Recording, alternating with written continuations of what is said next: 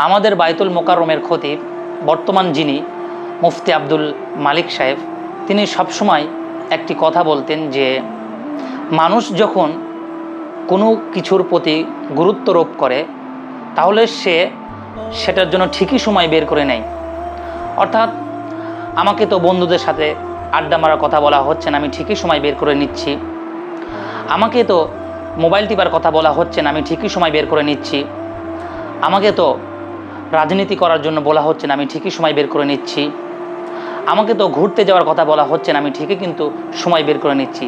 অথচ আমাদের জীবন থেকে 20টা বছর অতিবাহিত হয়ে গেল, কিন্তু আমরা সহিশুদ্ধভাবে কোরআন শরীফ শিখতে পারিনি।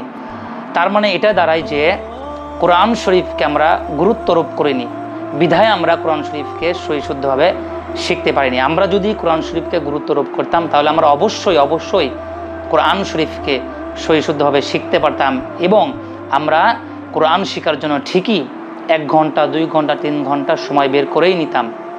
আল্লাহ তাআলা আমাদেরকে সহিশুদ্ধভাবে কোরআন শেখার তৌফিক দান করুক এবং এর পিছনে সময় ব্যয় করার তৌফিক দান করুক। আমিন।